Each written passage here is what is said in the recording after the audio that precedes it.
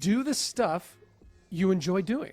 Unless you're like a professional backpacker or an adventurer, you have only so much time to spend. Don't feel pressured to go and do some trail that everyone's doing. I think if you want to get that confidence back, you got to struggle just a little. 100%.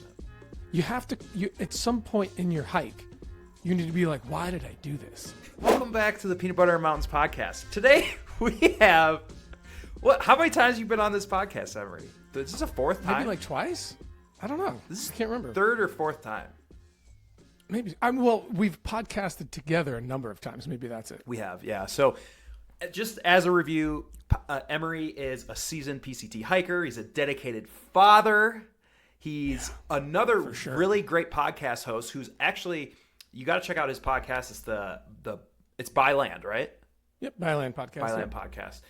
And that's actually how I first got, I guess I introduced myself to him because I came on to I listened to the podcast. And then I hit you up on DM because I'm like, hey, bro, do you think this Seek Outside teepee tent would work on the PCT? This is like 2019, though.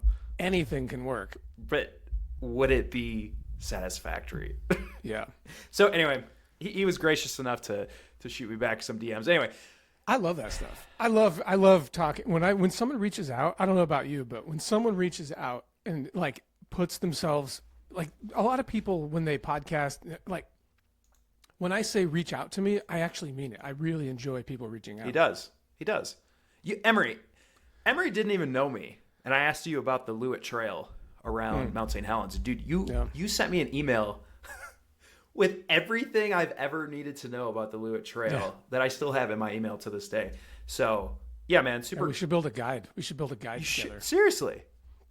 That's a good idea, man. The Lewitt Trail. Okay, so actually, that's a good segue because the Lewitt Trail is kind of your home state circumnavigation trail, right? You know? It's my training ground. Yeah, man. The Lewitt Trail. And you've done that how many times now? You've done it quite a few times, I think, right? Yeah, except for this, I try to do it every year. Except for this last year, I attempted to do it. I attempted to do it with my wife, and how did that go? Okay, I now have a spot that I have named Quitter's Crotch. No. Yeah, because I quit. Oh, you quit? Here's what happened. Yeah, here's what happened. I know the trail really, really well, and I was battling what I didn't know. I was battling a sinus infection leading up to the trail. And that doesn't happen to me. I don't get sinus infections. And it was killing me. It was making me dizzy. It was making me feel sick and nauseous. So you had a man cold. I had a man cold. And we hike. Like, I don't sit on the couch and like relax. Right. Really, I just don't do that. And the morning of our hike, we sent the kids away, and we had this whole thing dialed in. It was going to be like 2 nights. We were going to do it together. Like, put all the eggs in one basket, and I'm like not feeling good. I'm like, no, I can do this.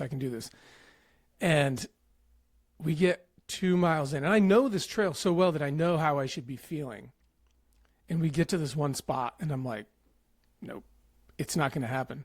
Because we had to go like 10 or 15 miles the next day. And I was like, this is not going to happen. I'm like my body wasn't controlling its temperature. Like I was like these big temperature swings. And I was like, it's going to be hot out there. So I was like, I'm sorry, I can't do this. So then I said, okay, I'll just name the spot Quitter's Crotch. And it was like this, because it was like a ravine. Yeah. So that's what's really cool is that I have all these spots around the mountain that have various memories to them. Mm-hmm. And so I just begin to name them. Yeah. So are you going to try to get redemption on it this year or what? For sure. Yeah. And then, but it makes you question if you're even, like, it seriously put a lot of doubts in my mind. I was like, have I lost it? have I, something's wrong with me, But that's kind of how it goes. I mean, I know the trail well enough to know that I was like, this isn't going to be fun. And not only that, but it was my wife's first big trail. Right. Which there's some lessons learned there that I screwed up. Give me those lessons because I would love to know that because I think I'm taking my girlfriend out on a long trail this year. Well, so here's what she threw in my face kindly. I have never taken her backpacking the same way twice. It's always been with kids. It's always been with a backpack that's not hers. Like the first time I took her backpacking, she was wearing like an old Exo backpack that didn't ventilate very well. And we went, and I was like in prime PCT shape. Second time we went, she was 6 months pregnant. And then we went backpacking again with a 9-month-old. And then we went again with the kids. And then we went this time. Dude, like, she's never packed her backpack the same way twice. It's always been scattered. Yeah. We've always been sharing the load. It was really bad. And she told me, she's like, yeah, this kind of sucks. Like, I don't really know what I'm doing because I haven't done it the same way twice. And I was like, oh, yeah, that sucks. Interesting. I should probably, but I mean, at the same time, I mean, it's kind of how it worked. I was going to say. Which is how it worked out. Yeah. I mean, you guys, hey, kudos to you guys for still trying to fit it in with 2 kids. Yeah, 2 kids, yeah. Yeah, man. I mean, and we like our kids, so it's really hard for us to, we don't really like to dump our kids off with grandparents, and we like them. We like our kids. So it's hard for us. We'd rather spend time with them and then to like do that. And then I was like, oh my gosh. But I got redemption later on in the summer with my PCT partner. Yes. Around the Timberline. Yeah. So, so the Timberline Trail, for folks that don't know, is 40 miles roughly around Mount Hood. And proud, dude, honestly, one of my favorite trails. Mile for mile. Dude, it is so good. It's so good. It's like the perfect. Yeah. I mean, it has everything you want. I agree. Massive views. Yeah. Challenging terrain. And beautiful meadows to camp in. Dude, I agree. I know. What else do you want? Dude, so I first did it coming back from the JMT. After the JMT rocket ship, right? I remember. Yeah, so I went and I did the Timberline Trail, and I was like, dude, honestly, this was better than the JMT. Like, for me, it was pretty good. Yeah, so tell me, what drew you to the Timberline Trail, and yeah, like, what were you most excited about for it? Well, I've always wanted to do it because it's kind of cool to hike around a mountain. It is. And I hate backtracking, so it's like anytime you can find a one-way loop or like a through something, it's really fun. And I liked the Lewitt, and I'm like, okay, I want to do Mount Hood. It's in my backyard, but it just never happened. Like, I never found the time when it was time. It just never happened. And my PCT buddy, he hit me up and he's like, hey, I'm part of this club. We're going to go do this hike around Timberline. I was like, I'm in. Like, count me in. So we didn't end up hiking with that group, but we hiked together and with his girlfriend and her son. And dude, it was just like good. I know. It was hard. Like, it wasn't an easy trail. It's not easy. Like, it's not a gimme. The Lewitt is easier than that trail. Right. Like, by a large margin. Because there's no times on the Lewitt where you're like, when will it stop?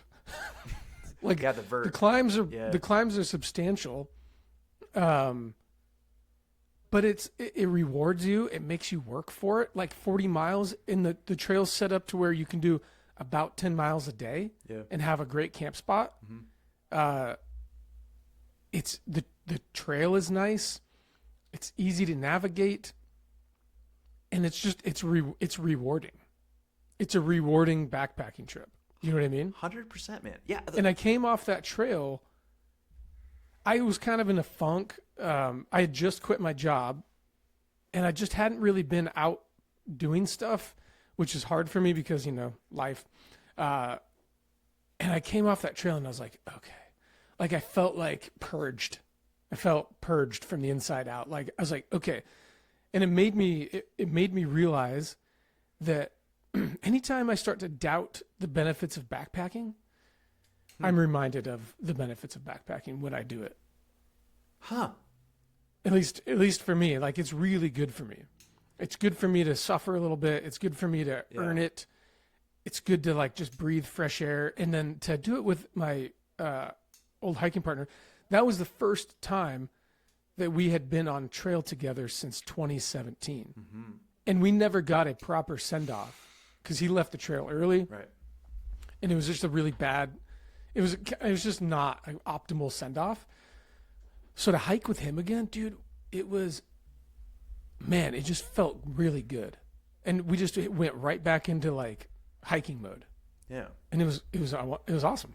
I loved it. So on one hand, you got some closure with the PCT, sounds like, and on the other hand, you kind of came out being even more grateful for backpacking. On the other end, dude, for sure. Yeah, I just realized that it's something that I need, and every once in a while, like that, I wasn't really in the greatest shape.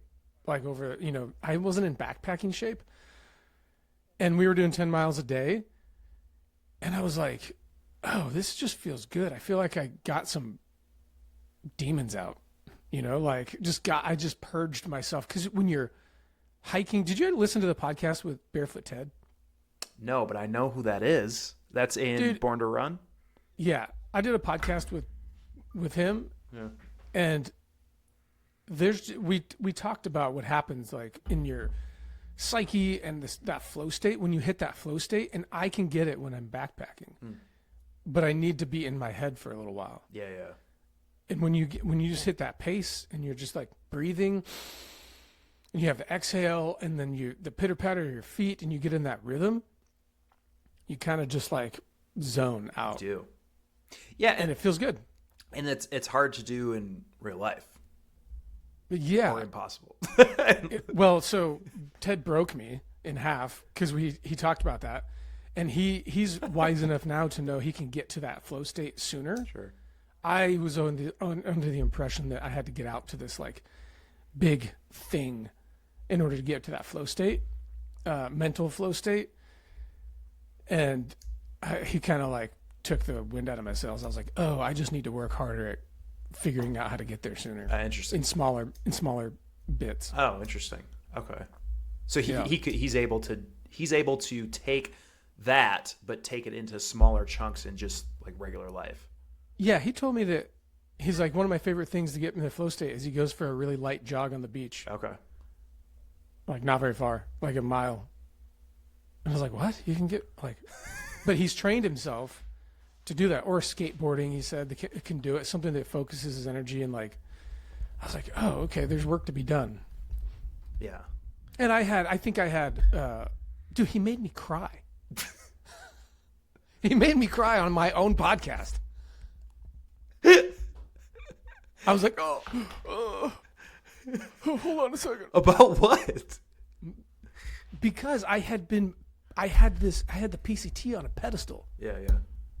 I had put it on this pedestal that I didn't think that I could. I always thought that I had to, in order to have that experience again, because dude, when I came off the PCT, dude, I was feeling good. Like I felt really good about who I was, where I was going, like just felt really good. Had a good time. Felt physically strong, mentally strong. And I was like, oh, the only way to get back there is to do something else to that caliber. Do something. Yeah.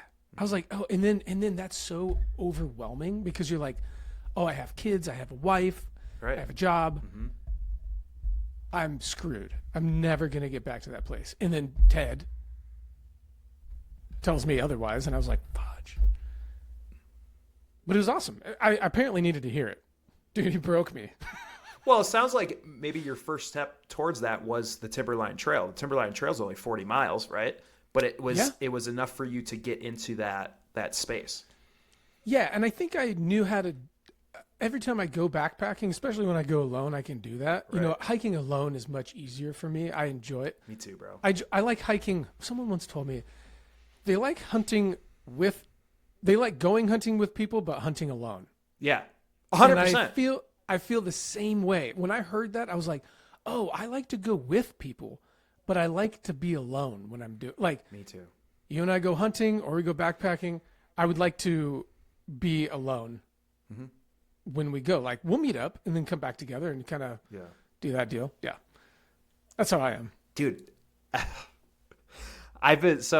My girlfriend and I, she wants to do a through hike, and I was kind of considering taking her on the TRT, the Tahoe Rim, and I'm like, man, but I really like going by myself. I know, especially when there's miles to cover because you can manage your own time. And that's yes, exactly. And I know.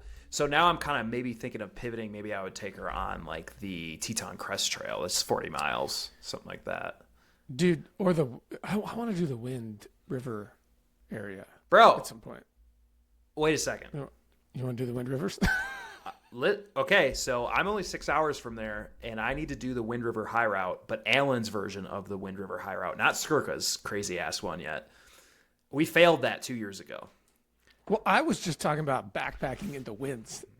I got to do the high route, man. Got to do the high route. How far is it? 80 miles, but dude, it's going to take. I mean, you can only do 10 miles a day in that terrain. Yeah, 10, 12. Yeah, that's a lot. Tough trail. Yeah. What were you saying? You were saying something about TRT. And yeah, you're going to take her somewhere. Yeah, else. So. Especially it's her first through hike. I don't know how many miles she can do. I don't know all this type through of hiking as a couple is not easy. Yeah.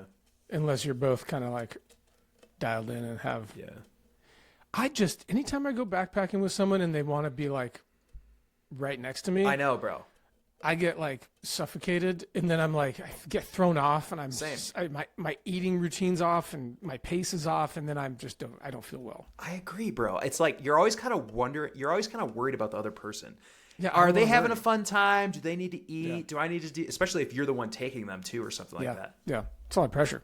I think I just made up my mind with that. Okay, well, so anyway, with the Timberline Trail though, what what were the highlights of the Timberline Trail, specifically for you? Like, what was it called? Rewa Falls or Ramona Falls? Ramona Falls. I don't like waterfalls. Dude, me neither, bro. Me neither. I did an Instagram reel clip about that. And I can't stand them. Don't ever ask me to go to a waterfall. I don't want to go. That's because they all look the same. They all look the same. I live in the Pacific Northwest. Right. We have Multnomah Falls. Right. Unless it's Niagara, I don't want to go. This will be chopped up in a clip for sure. Yeah, I just don't want to go. Like, I've been so disappointed by waterfalls. And everyone wants to go. And everyone. I don't want to go. Like, oh, you want to take the side trail to go look at a waterfall? No. I'll just eat a snack. Feel free to walk a quarter mile to go see your waterfall. I bet I know what it looks like. Right. I bet there's water falling over some rocks. Dude, yes. Or Iceland. I would go. I mean, those ones look pretty good. Yeah. Those ones look good. Okay, so but Ramona Falls, no go for you. I mean, it was cool. It was a cool waterfall. Yeah, it was a nice little, right. side route. Did you guys go, before you answer this, did you guys go counterclockwise or clockwise? Clockwise. Yeah. Yeah. Gotcha. I will say my knees feel older. Like that hike down from Timberline to the bottom, it's like 9 miles. I was like, to the river, yeah, to the sand. Really hard. Yeah, bro. Oh, my knees, like, this didn't feel this hard last time. That's like a 4,000 foot descent or something. Dude, it's so far, and there's no relief from it. It's just like constant pounding on your knees. Yeah, it's nuts. And you get to the bottom, and you're like, oh, I need an ice pack. Yeah. At least that's how I was. Highlights. I will say the highlight for me was, I think the third day, you come around this corner and the mountain looks so ginormous. You're up on this bluff. I mean, the landscape of Mount Hood is just big. I agree. It's just grand, right? Big ravines, and you're like, how did I even get up here? Right. How is there a trail here? Where am I going to get down from here? And somehow, some way, you get down. And then, I just remember coming around that corner and being like, kind of just in awe, like, whoa, this is crazy. But we also had we also had a camp spot. It was pretty nice. Just tucked away from everybody. Because we hiked on Labor Day weekend, which was a horrible idea. Mm-hmm. But had a really cool view of the mountain. I think just the trail in general was very pleasing. Yeah. And it was rewarding. And that's what I liked about it. And then I will say, I broke my own rule and I regretted it. And it's a rule that I now live by no matter what. But the final day, you always hear these like horror stories on the PCT of, oh, the hike up to Timberline is terrible. It's 3 miles of sand and it's hard to walk on. And I had this in my head and I'm like, God, I don't want to do this. I don't want to do this. And then I looked at the I never do this because I learned my lesson years ago. I looked at the elevation and I'm like, how long? Oh, and now it's all in my head. I know how long it's going to take me to get to the top of this hill. Never look at the elevation plot in the distance because you're just going to be disappointed. You're going to be obsessing about it. You're going to wonder when it's over. It creates no fun. And so that was nice reinforcement. Never to look at the elevation profile in the distance. Yeah. It's up. Yeah. It's up. I always recommend people do it counterclockwise because the first time I did it was clockwise. And I liked it counterclockwise. Why? So I wouldn't have to struggle up that sand. See, I didn't see when I got to the top of the sand, I looked back and I was like, that was nothing. Mm-hmm. Like that didn't feel bad at all. Like, yeah, there were some sandy sections and it was like a mile or something, or a mile and a half. But I remember being like, that was not as bad as what I made it out in my head. I'm like, why am I I'm experienced enough now at this point that this stuff shouldn't bother me, but it's just backpacking's like a mental game. Mm-hmm. Like if you can get the mental stuff out of and you can just focus on the physical, it's so much better. Yeah. And what's the worst that could happen? You're tired and you just stop for a second to catch your breath. Like that's it. Like if you're tired, just take a break. Right. Get your composure, get your breath, and then do another few minutes. Yeah. Yeah. Just constant forward progress, right? Now, did you guys have the river crossings there? We did, but they weren't bad late in summer. Okay. They were like nothing. Kind of dried up. Yours were pretty bad. You went kind of early in the year? Yeah. They're always... Yeah, I've went in July most of the times that I've went in to do it, but it's super cool just seeing the glacier and then seeing the water from the glacier. Straight from the mountain. Yeah. It starts there. Yeah. It's pretty wild. It's wild, man. But yeah, one of my favorite trails. I did the Wonderland this year. Oh, yeah. How was that? I saw your video. I perused it. There's some vert on that trail. Yeah, I bet. Whew! But you did it really early. I did, yeah, mid-July. Oh, that's not too bad. Yeah, so there was a little bit of snow, but in Summerland there. But would you ever consider doing Wonderland? For sure. Mm-hmm. Yeah, 100%. That's right in your backyard. Yeah, I would love to do it. I remember hiking by Mount Rainier and being like, oh, the mountain is so big and it's so pretty up here. Mm-hmm. It's just a nice little spot. Yeah. Was it worth it? Do you think it was a good trail? Like, would you do it again? No. Why? Too many trees. Too many trees? Yeah. Oh, blowdowns? No, as in like, or just like you're in the trees too much. You're in the trees quite a bit. Oh, that's not fun. I'm not into that. I mean, it was probably 30 miles of trees in just a straight section from. I don't know how familiar you are with it, but like I think it's the kind of the southeast side of the mountain is that Summerland where you're kind of above Alpine and stuff, and it's pretty cool. Yeah, but then all the images and videos come from there. Yes. Exactly. Got him. Exactly. Yeah, that's exactly what it is. And then so after that, it's just 30 miles in the trees. Boring.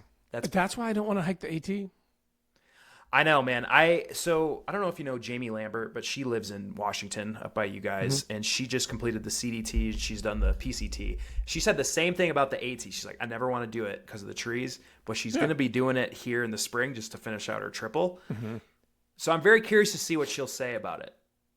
Because I just have no interest in the AT in general. Like, it doesn't. Anyone can do any trail.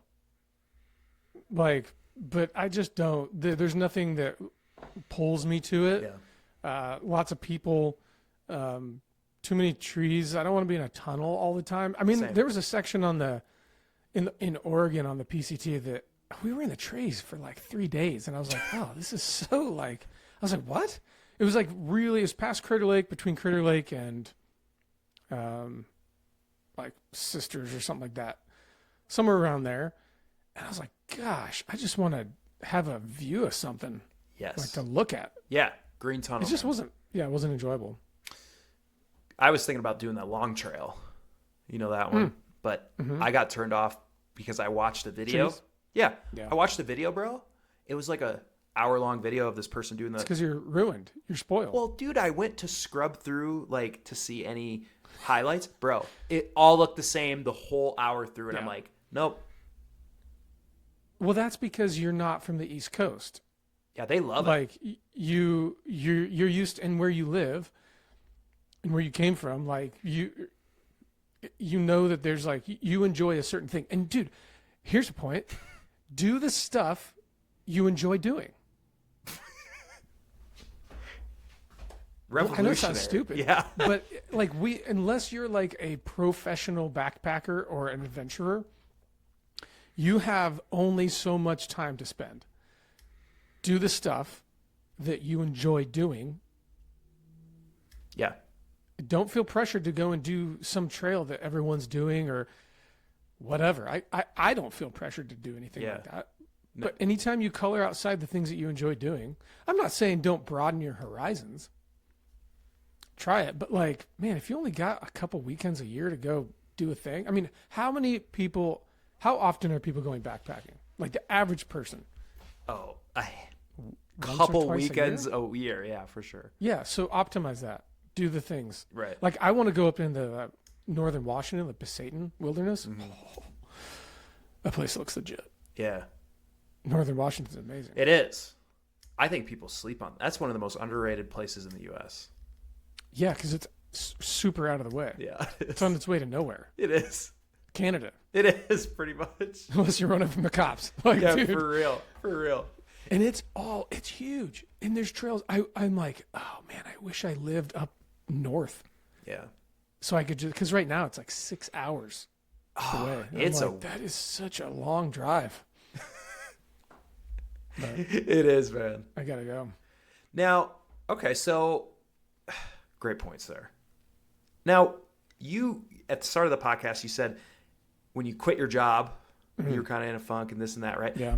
Okay, so tell us about this. What was the tipping point that made you decide to quit the job? And from what I understand, now you're going full-time, like content stuff, and you're basically, it's just a whole different role than what you were doing before. So what's behind that? Yeah, so I had a full-time job and I was doing podcast stuff on the side, Byland stuff on the side. And it was working just fine. But then my job just started going in a direction that I didn't want it to go in. More travel. I was spending a lot of time on the road. Kids are 2 and 4. And my wife was kind of keeping a lot of the stuff away from me to make me not feel so bad. Like the girls are having a harder time with me leaving. And again, I like my family, so I want to be around them. And then work was having me go to sketchier and sketchier places. And I put those days behind me. I just don't, it's not worth it to me to go to a war zone. And so the line of work that I was in was requiring me to go to places that were not ideal. And so that's stressful on them. I'm on the other side of the world. And then just general road trips. And I wasn't really happy. Just work wasn't really making me happy anymore. Spent 15 and a half years at the same company. Wow. And then my wife got a phone call from her old boss after 4 years and was like, hey, do you want to come back to work? I have this opportunity for you. So we made a snap decision in July, over a few days. And she was a stay-at-home mom, and we were going to be able to swap. I would be a stay-at-home dad. She could work remote, no travel, 1-for-1 swap. And so we did it. And I was like, cool. And she always said like, oh, you have the opportunity to make, different forms of income than I do. Like she identifies herself as like this one-dimensional thing, which I don't agree with, but she's really good at what her job is and she enjoys it. Whereas I can do a lot of different stuff. Like the podcast could be a thing or, sure. Consulting can be a thing. And you just can't pursue stuff when you're locked into a full-time job, Very tough. And not only that, but it's hard to focus you have to split your brain into all these different sections, right? Like work brain, creative brain. And then it's just, it's a constant battle. Yep. Like where was I? Oh, okay. I had to go on this 10-day work trip, 2 months or a month. Like where the heck was I? All the momentum that I was getting was just obliterated. And so, yeah, we swapped, and with the idea that, hey, the girls will be in full-time school, both of them will be in full-time school within a couple of years. And in the meantime, I decided, I was like, I'm just going to do a massive audit of everything that I'm doing, clean everything up, tie up the loose ends, dial everything in, and kick ass as much as I can, and have fun and focus on this one thing and the girls. And in a couple of years, I'll have, 6 hours a day while they're in school to do what I want to do and build a thing around it. Yes. So, yeah, man, like it was a huge shift because I had a lot of flexibility with my job. Basically, I had like tons of PTO. We could just drop it and go. So that changed, but I mean, overall it's been good. So, dude, switching to full-time dad was an interesting switch. Things have leveled out now, but it was hard, man, letting go of an identity. Yeah. Oh, my gosh. Mm-hmm. 15 years. Mm-hmm. And you're like, what am I? So for anyone that's gone through that or wants to go through that, it can be a challenge for sure.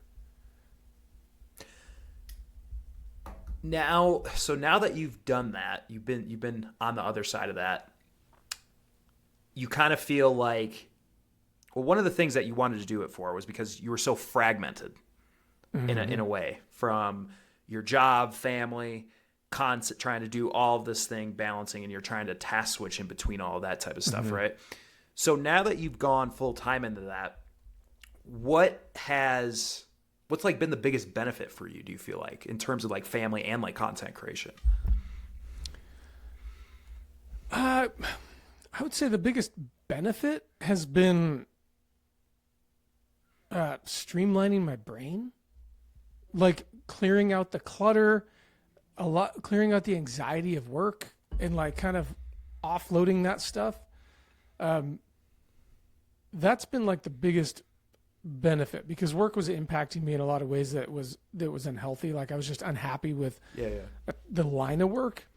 And so this gives me a little more optimism, I guess. Yeah. And it allows me to be me. I think a lot of time, like one of the things that I was having trouble with when I was doing I felt like I was having to do something in secret. You know what I mean? Oh, yeah. And I was like, this feels so bad. Like when I would do a podcast, like, hey, Chad, you want to do a podcast? And we'd do it. I'd come off of that and I'd just be so amped. I love this stuff. I love it. It's like I found the thing that brings me life, You got energized from it after a and then I felt like I had to pretend that didn't exist. Yes. And I had to do it under the cover of darkness. Mm-hmm. And I'm like, that feels wrong. Like, it just feels really weird. And when someone from work would like know about it, and I'm like, oh no, like, am I going to get in trouble? I'm like, why would I get in trouble? I'm recording podcasts at night. And right. Like, of course it's not a problem, but it just felt inauthentic. And so I think for me now I had to get rid of that one identity and absorb this new one. And I think I'm still kind of battling it out a little bit because like the new dad mentality, that's kind of super weird. Like being a full-time dad is kind of odd, at least for me, because I didn't expect it. It wasn't a goal of mine. So that's been interesting, but it's been good, man. I mean, like reconnecting with the girls and seeing the stuff that I missed has been really great.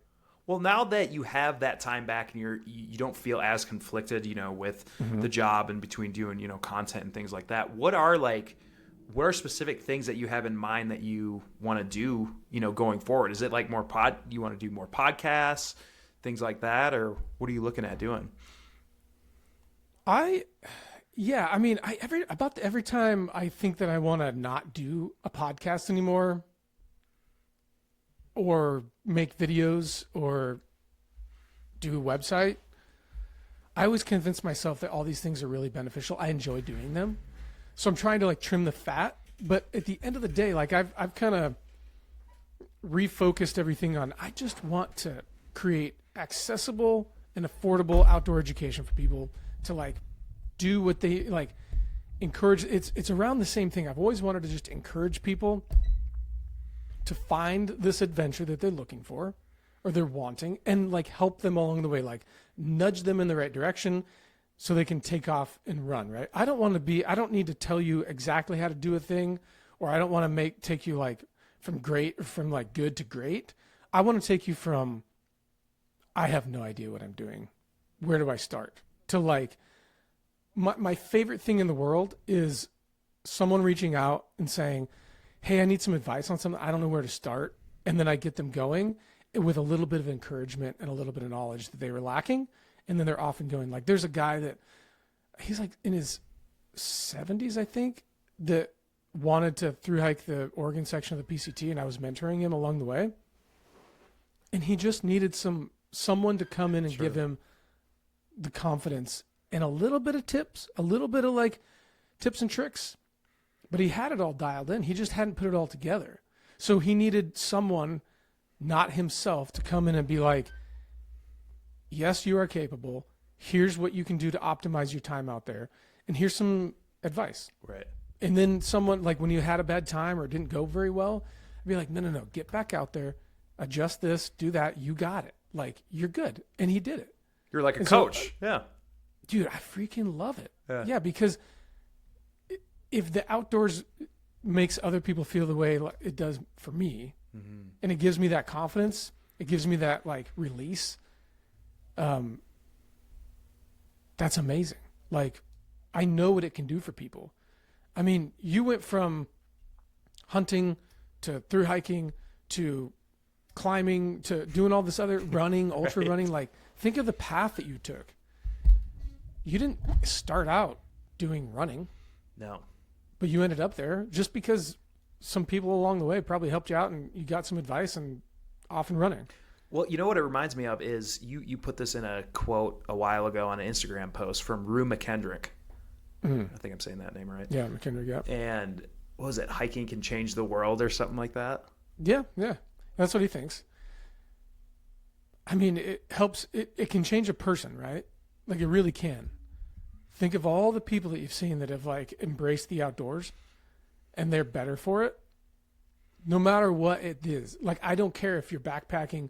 I don't care if you're thru hiking. I don't care if you're hiking, camping. I know what it does for me, and I know what it does for my girls. And they're better for it. Like, they feel better. We went camping this last weekend. Nice. And we hit the beach in the rain, and they freaking loved it, dude. Really? Yeah.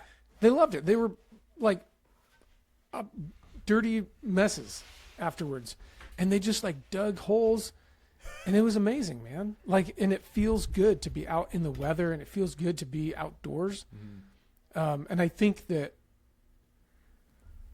if you're just time spent in the outdoors can help you be a better person and help you focus. Do you ever go out, come back, and like you just feel lighter a little bit?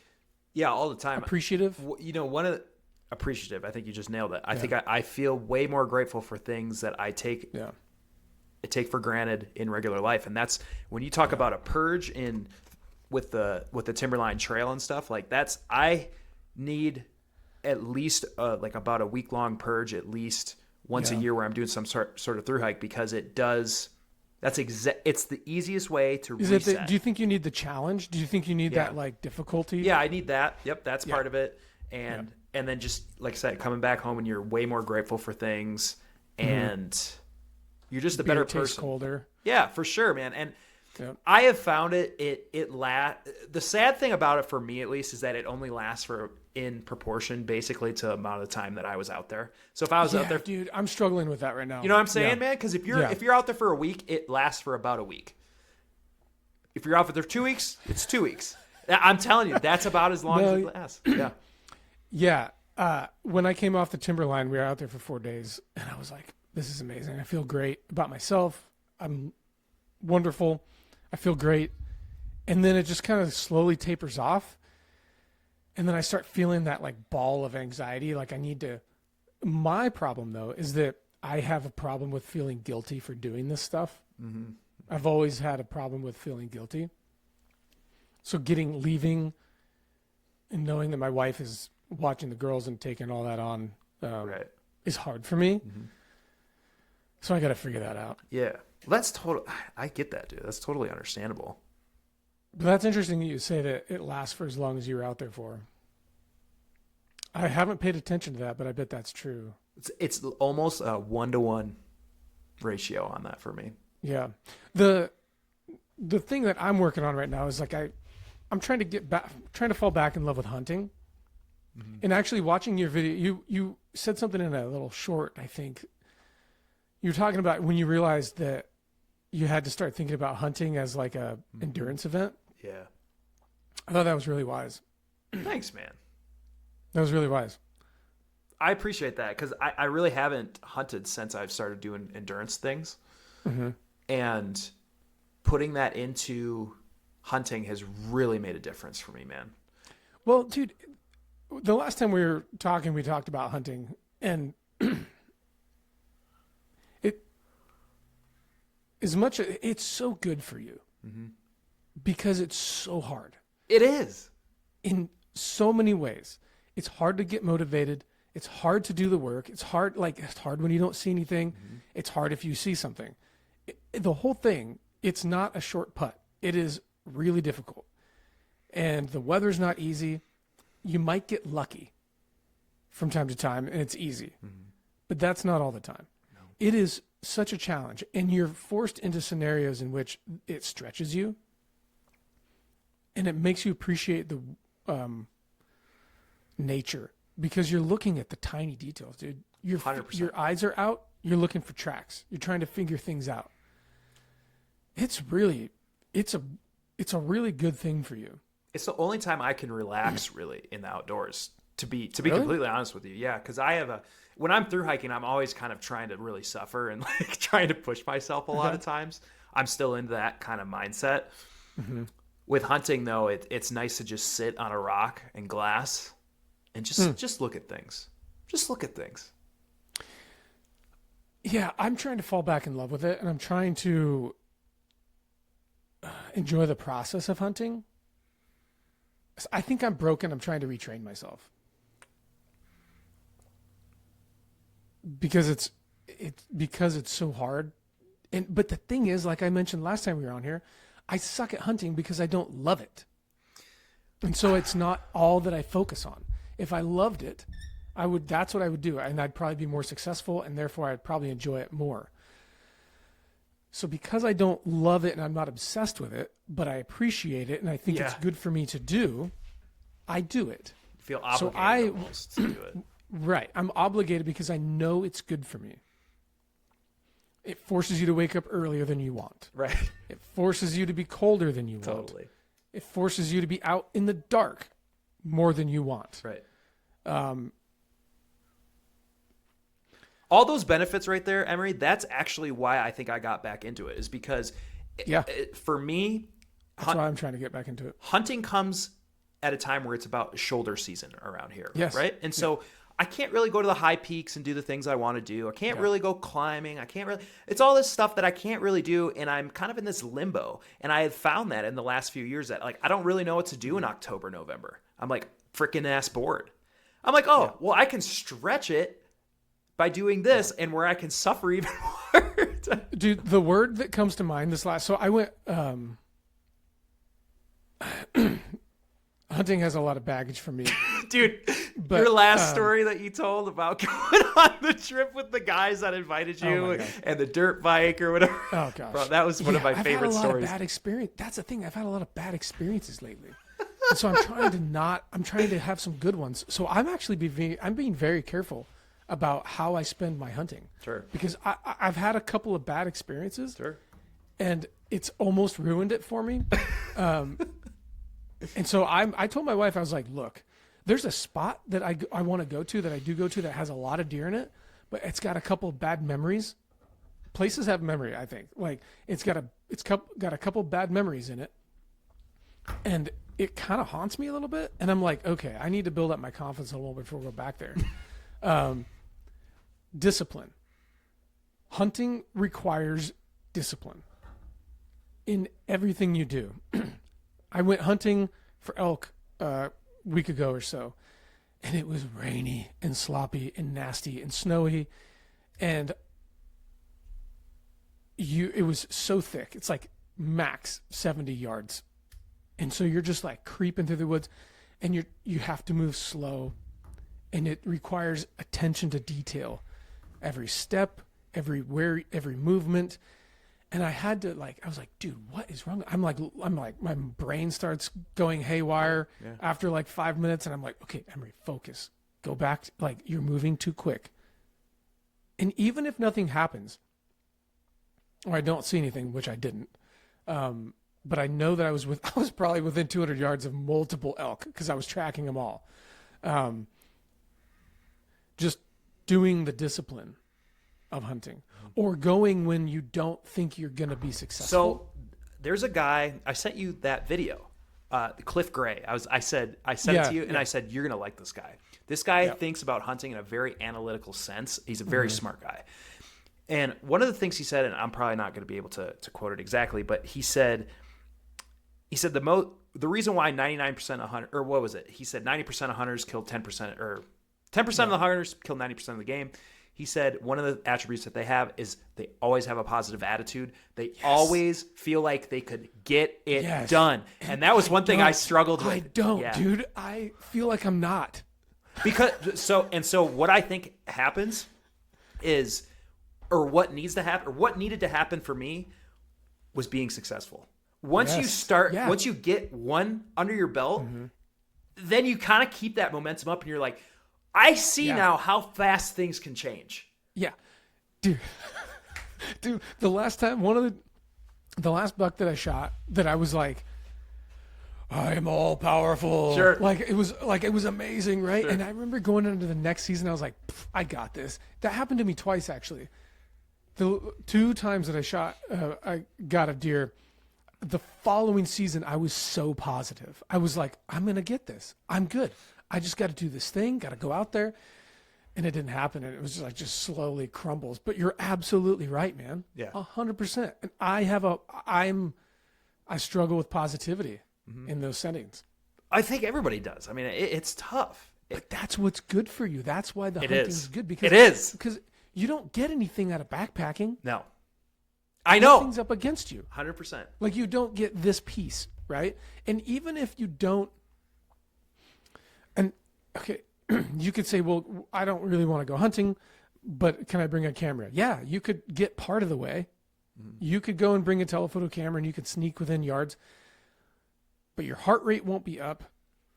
You won't have the heaviness of a kill, and you won't have to haul that meat out. You won't have to deal with everything that comes from it, right? Hunting is this total package. 100%. I know. And it's why it's good for you. And it makes you appreciate the wilderness in a different way, and the circle of life and all those things, right? You're getting hands on these animals, and it's on you to make it ethical. 100%. Again, discipline. It does have the total package, man. Because with backpacking, it's the more work you put in, the more miles you'll hike that day. It's like that relationship, right? Yeah. You put in more work, you get more. Hunting is kind of the same way, but not really. You could put in a ton of work. It's not a guarantee. Yeah, you could put in a ton of work, and still nothing happens. Yeah, because the animals have a mind of their own. The trail doesn't have a mind of its own. Exactly. It's right there. So you know that, yeah. That's the tough part of hunting right there, is that mindset shift. Yeah. Yeah. And I'm like, I was out there hunting, and I'm like, this last season, and I'm going to go on Saturday. I was like, I feel like I'm blindfolded out here. I feel like this is just luck. Yeah. Right? Yeah. Mm-hmm. It is, but there's things you can do to put the odds in your favor. And again, it comes down to discipline. Do you put the time in the field? Like, how far down this rabbit hole do you want to go? And I've watched a lot of hunters that I know that were like, whatever. And then the more they do it, the better they get. And I'm like, it's not because they're just getting better at the discipline. Exactly. And the way I thought about it this year was when I didn't want to go out, I was like, yeah, but the more time I spend out there, I was thinking about it literally in like a percentage. And I was like thinking of it in graphs. I was like, the more time I'm out there, the more time my percentage is going up. Every time I go out there, I have a little bit more percentage, a little bit more. And then it finally meets. Yes. And it happened for you. Yeah. Dude, I could not agree more. And I think this is going to be my entrance back into hunting because I think social media hunters ruined it for me. Yep. Tough.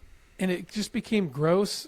I had to stop following a bunch of it. I just had to put it away because I was starting to become too negative. And I was like, this isn't for me. And so I'm just going to hunt for me. And I'm going to use it as a tool to become a better person. And if I get something, great. If I don't, that sucks. Bro, no, but I'm telling you, that's exactly the way I thought about it. Like this year, I was just like, I am only hunting to become a better person, get more endurance, and also meat. I don't care about if I get I had an anti-antelope tag. Don't care if I get a buck, doe. Oh, you got an antelope too, right? Yeah, I got an antelope. Yeah. I'm like, don't care what I get. I just want meat. And I got to tell you, man, having that freezer full of meat is way better than having, or like stressing about how big is this a 300-inch bull? Yeah. Maybe I'll get there. I don't know. But right now I'm like, I just want to have fun and get meat and feed my family. You have to have a reason, right? Yeah. And it sounds like you found it. And dude, thinking of hunting as an endurance sport, that registered with me because I need these like new foundational stones. I don't think that I had them. I think when I was younger and I got into hunting, it was, I think hunting's kind of just in you. Like it's baked in, like you don't really know why, but dude, when you get your hackles up, when you see animals, like that's weird. That's a biological thing, totally. Right? Like something in your caveman DNA is like, it's game time. So I had to I think I needed to go through a reset, and I'm going through that now. And I feel like this was the first year that I was like, I think I'm going to go hunting. And I kind of tiptoed back into it, and I'm like, I think I need a better reason. I think I need to figure this thing out. And now, after hearing you talk about it being an endurance thing, that is helpful to me. I also had an email from a guy. He said something I had an old hunter tell me one time, he's like, you just got to keep hunting. So I had this like, just keep hunting mantra. And it's the same thing. Like it improves your odds. You're not going to kill anything if you're not there. You have to just keep hunting. Yeah. So that helped. I kind of let that mantra slip a little bit. I heard what you said, and then I had an email from a guy. He said something to the effect of, you just never know. Like nature's one of those we don't really understand it, but if you're not there, it won't happen. Yeah. And I was like, oh gosh, he's right. Like you can't control nature, man. Now, one thing else that helped me was, and this Cliff Gray talked about it. He said, not enough hunters hunt during the prime time of the day, which is very self-explanatory, right? When's the best time to hunt? Morning and evening, right? He says, but what he sees when he guides is a lot of people will hunt all day. By the time they get to the evening sit, when they should be dialed in, because if you're doing an 80-20 analysis, again, I was playing this game too. If you're doing an 80-20 analysis, 80% of games taken at those times, morning and evening, 20% maybe midday. He said, but people will hunt all day. By the time it gets to evening, they're burnt the fuck out. Yeah, they're burnt out. And so now they're going home a little bit earlier because they're burnt out. And so what I did this year, that was me too, man, because I felt like I had to grind. I had to grind and be out there all day because, like we were just talking about, if you're not out there, you're not going to kill it. But I also realized I got to play percentages here. Yeah. And so I did an 80-20. I was like, I'll always be there, be an hour before first light and an hour after. Boom, boom, boom. And so midday, I would actually bring my computer along. If I had internet, I would just be doing work and then take a nap. But that's kind of hard for me too, because it's a long day, dude. You're like, shit. But that helped. That helped, just hitting those 2 primetime hours. And I'm like, that's where I'm going to give 100% effort on those. I don't care about midday. So I don't really hunt midday anymore. any of that. Yeah, man. All that comes down to, I like the idea of the percentages and thinking of it like that. Yeah. Like if you just look at, okay, where are they at? It's just, again, man, it takes a lot. It takes a lot of planning. And yeah, you might get lucky, but to be consistent, I want to be at least good. I mean, I can find critters. I can find them. But I know where they're at. I can find good spots. I just never put in that effort. I never had the discipline. And I want to get that discipline back. Because I think it's good for you. I think it's, at the end of the day, like, doing hard things makes hard things easier. Yeah, for sure, dude. Like, well, so, and on that note, when my parents passed away, I feel like we had like a really rough season of life. Like, a lot of people died. And then we were raising kids in the middle of it. And I feel like I wrote all of my checks.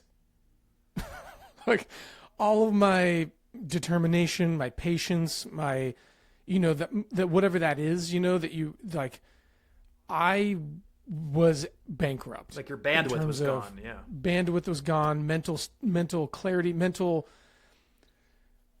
acuity, but mental. I always felt like I was good at the mental stuff. Like, okay, cool. Buckle down, do it. You can get through it. Mental grit, right? Dude, I spent it all. Bankrupt. And I'm trying to build that back. Backpacking helps. Dude, quitter's crotch, to reference earlier, like, not helpful. That's what we opened with, yeah. Dude, not helpful, right? Like, taking your wife backpacking and being like, wearing my short shorts, doing the thing, like, I'm all dialed in. And then to be like, sorry, babe, like, ain't going to happen today. But then Timberline happens. And I'm like, okay, like, all right, I got it. I turned 40 this year. And my wife kindly reminded me that I'm about to turn 41. And I was like, okay, cool.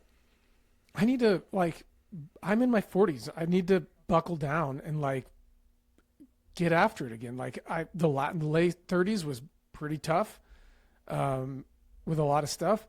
It's time to build that piggy bank back up. Yeah. And I know for a fact one of the best ways to do that is to spend time outdoors. Now, here's the thing that I have to start doing. It's not good enough. It's okay. It's not good enough to go for a walk. No. That's good. Mm-hmm. You have to have some.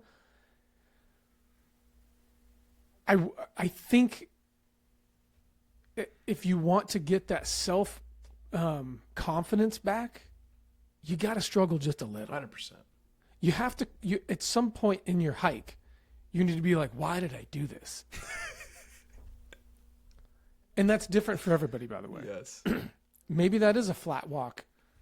If you can get to that point where you're like, why did I do this? Why am I doing this? I am so out of shape right now, or I feel out of shape. This sucks. But what happens when you get back to the trailhead is you're like, that was pretty awesome. Dude, like that felt pretty good. 100%. Or maybe it happens when you get home, or maybe it happens the next day, or maybe it happens when your muscles stop hurting. Yeah. But when it does happen, you're like, huh, I did it, and I'm still here. Right. Because if you were to quit at that point and go home to the trailhead, it feels good in the moment. Yeah. Yeah. But long term, dude, it sucks quitting. And unfortunately, I've hung it up a little too much because that mental bandwidth just wasn't there. I'm like, dude, I can't do it. Like, I got nothing left in the tank. So I have to build that back up for myself. And I know the easiest way to do that is to spend time outside and to struggle a little bit. Dude. Do the hard stuff. Maybe that's the title of this podcast. Do the hard stuff. Yeah, maybe. I know it's helpful. I love it, dude. That was good. Okay. Controversial opinion. Yeah. Water bladders. Oh, I don't like them. I think they're... We switched it up right away. Yeah, I don't really like it. They're too risky for me. I know way too many people that have had them pop. I've had them pop. I've had them leak. I want...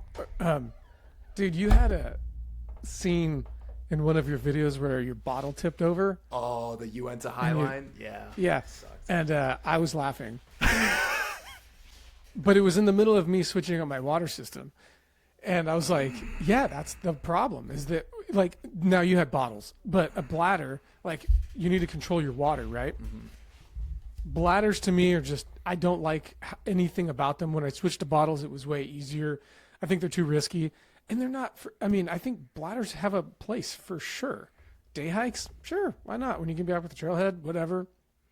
Cycling, sure. A lot of people comment on that video you mentioned. And they're like, they bring up, I'm like, this is a backpacking channel, dude. Like, right. This isn't a cycling channel. Right. Like, buzz out of here, right? So for me, bladders just aren't in the cards. I mean, they're hard to fill. I don't like them taking up space in my backpack. And I don't like the idea of them being punctured. Bro, have you ever used them in the winter? Yeah. Worse. Yeah, the whole thing is not fun. It's terrible. Now, I guess it's okay if you're at a resort maybe and you have like a backpack on and you're snowboarding or something, but I have taken my bladder countless times on a winter 14er in Colorado. Mm-hmm. It just freezes. Even if I have it in the sleeve. And people are like, they'll say, oh, but it's so much easier to drink from and, I don't have to take my backpack off. I'm like, it's not hard to take your backpack off. Well, you shouldn't even be taking your backpack off to get your water bottle anyway. Why would you be doing that? Well, I got short, like, T-Rex arms, dude. I can't, like... You gotta work on that mobility. Come on, baby. I have to, like, undo a shoulder strap and, like... I know. I've always wanted to be that guy that can do that. Yeah. I don't know what it is. I just can't... I can't get it. But there is that. But for me, I sip on water when I take a break. So I know that, like, in an hour, I'm going to get a drink of water. And I'm already hydrated. So I'm not thirsty. Or if I am thirsty, if I'm overly thirsty, I will stop and I will drop my pack or I'll reach out and I'll grab it and I'll take a sip. And if I'm not overly thirsty, I'll just wait for the hour where I take a little micro break. Yeah. No, I agree with the water bladder stuff. I thought, like I said, I love how that video blew up on your YouTube. Yeah. Yeah. And I don't know if it was, I think a lot of people were agreeing. And then there's obviously some people disagreeing that were in the biking community. Yeah. But it's funny, man, when you get into different ways people do things, like people love to share their own opinion about why you're wrong. Yeah. Or something like that. Yeah. Well, so I'll tell you about my new water system. I switched from smart water bottles. So the reason why is I love the smart water bottle with the Sawyer on top. It's great. It works for through hiking. But the problem is that I used that for so many years and I felt bad about just continually buying these water bottles. And even though I wanted to reuse them, which I did a lot of times, I would still find myself buying new ones because I'm like, might as well, right? And I felt kind of bad. And then I was like, okay, what could I do? So I purchased cycling bottles that they're like amazing to drink from. They're super. So now I have 2 cycling water bottles that are like same size, shape as like a smart water bottle. They have a no spill situation on them. I don't have to unscrew the lid. I just pop the top and it has like a little diaphragm in there that keeps the water. It's a big rush of water into your mouth. And not only that, but I can drink from either of them. So they're both clean bottles. Mm-hmm. So my pack doesn't become lopsided. If I drink from one, I'll then drink from the other. So I keep it nice and even. And then my filter system is just like one of those Canuck bags. Oh yeah. With I switched over to the not the Sawyer, but the Catadine Be Free. And so it's a little bit, I will say, it's not as efficient as a Sawyer where you can just like dip it, but filling up water is so much easier. Filtering water is so much easier. And I have 2 clean bottles. Whereas I don't have whereas with like the Sawyer style, you always have a clean and a dirty. I don't have to think about it. They're just both clean. You got to do a video on those. I'm going to. Yeah. You could even go cheaper and get like the Gatorade, you know, those Gatorade bottles, the same kind of thing. Oh, I just wanted, back to your point of like your water spilling out. If my bottle tips over, nothing spills because it's got the diaphragm in there to keep the water in. Yeah. So the only time it lets water through is when I push on it. Sure. And then it shoots this like waterfall into my mouth. Yeah. And and I actually find myself drinking more, believe it or not, because drinking from a Sawyer squeeze, it's not very efficient. It's not fun. No. So I never drink from that bottle, but I'll filter from it. So if you think about like the pros and cons and like the efficiency, I'm like, dude, this system I've been using for a little over a year. Dude, I freaking love it.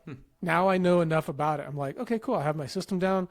And then the Canuck bags, they have that big zipper bottom where it's like a huge hole. Yeah.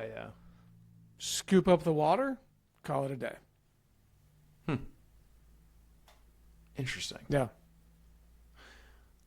I got to see a video on this. I'll do it. Yeah. I got a bunch of videos I need to hit up. I haven't made a video in so long. Yeah, a year. I think over a year. The last one did really well. Yeah. So there I you got to get back on. That's the other thing is that, you know, doing the switch with my wife, I put a camera situation in my gear closet. So I'm like, I'll just shoot videos in there instead of in here. And that'll be once I get my system down, I'm kind of building myself a system for creating, which I have to work inside. Otherwise I'm like off the rails. Yeah. Because I want to be consistent, not only just for not even for the algorithm or anything like that, but just for myself. I want to consistently create. Otherwise, at least for me, I die inside. Yeah. So you're developing systems. That's what I'm doing. I'm building myself very good foundations, processes to be efficient to where I know what I'm doing. I can record a podcast and I can do, this is the system, you know? And dude, AI is very helpful. Oh, I know. Very helpful. It's been helpful just to help me build a system. Right? Can you help me? Yeah, I know. Gives me some ideas. My favorite thing is hey, or my girlfriend was applying for a new job, and I'm like, we're reading the job description, and I'm reading it, and I'm like, none of this makes sense. What is this new job that you're trying to apply for? She's like, I don't understand it either. I was like, all right, you're going to copy and paste this into ChatGPT and say, hey, explain it to me like I'm a second grader. Yeah. And she's like, oh my God. Now I know. So good. Yeah, I have to apply for this. I have to take this job. Yeah. So AI dude, it's awesome. super helpful. And for solo creators like myself. I know. It's game changing. It's basically hiring another person to help you, dude. Well, what it's allowed me to do is become more of a creative director than the creator myself. Good idea. I'm still creating the stuff, but I'm kind of doing a little bit of directing as well. Hey, can you help me? I'll write a thing and then I have it help me clean it up and make it better and improve it. Yeah. It's great. Or transcripts, from the podcast. Hey, can you help me write? What are the big things here? You know, and I can make what I'm doing better. What are you using the most often for AI? So I ChatGPT, the paid version, and then I record my podcast in Riverside. Yeah. Riverside. Yeah, that's what it's called. Yeah, super helpful. Now, do you feel like the paid version is a big upgrade over the free version of ChatGPT? For sure. Why? Yeah. It just seems a little more powerful. It has a little more features to it. Now they have, let's say you write a blog post. They have this thing called Canvas, which is kind of going to be it's kind of clunky now, but what I've been doing lately is turning my transcripts into blog posts so that, it knows how I write because I've given enough samples, and I'm able to take the transcript, and I give it a prompt, and I'm dialing in my prompts. I say, hey, can you turn this into a blog post for me? And I tell it the style to do it in, and then it does it, and then I improve it. Like I change it. Well, what's cool about the Canvas is that it'll spit it out, and then you can go and have it change. So right now, like a lot in the old style, like it just keeps adding to it at the bottom, right? Well, this is like, imagine like a Word document that edits over what you just did. So it'll change, like add this, do this. You can direct it to do a thing, and then you can go in there and type in your edits as well. And it'll give you kind of like notes, like you know how someone will go in and comment on a Word document. It'll do the same thing. Wow. And then you can choose to be like, oh yeah, let's do this, change that, whatever. And so that's what I'm saying is that like, I'm like a creative director now. In some senses. I've never thought of it as a creative director. I love that term for that. That's exactly what it is. Yeah, because I have a lot of other things that I want to get to. And now I can when I get done with the podcast, take the transcript, and I can create the whole entire blog post. Because what do you do with a transcript? Right. Well, you can create a whole blog post from it and just have it be super informative, and like you can build it out as long as you want. It's got all the context there, and it knows, and you just train it on the style you want, and it's your voice, it's your thing. And in like an hour, it's like from top to bottom, it's posted, it's everything. And it's got your fingerprints all over it, and you're just telling it what to do. And you're not necessarily, you're not having to create another idea. That's the hardest part about creating a lot of times, is finding one idea and then going with it. But you're having one idea, separating it into all these multiple pillars of content. That's what I love. Dude. I love, that's max efficiency, baby. Well, not only that, but like when someone comes on the podcast, I want to maximize their reach as well. Yeah. So if I can make a blog post that's like informative for people, and it pushes them, it helps, it optimizes their time spent with me. Yeah. I think that's what's great about AI and what it can do, is that it improves your efficiency. Now, of course,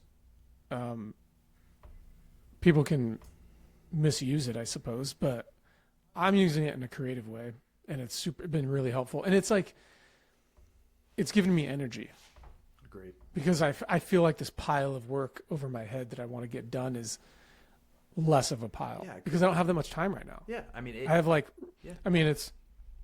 2.5 hours between the time I drop my little girl off and the time I pick her up.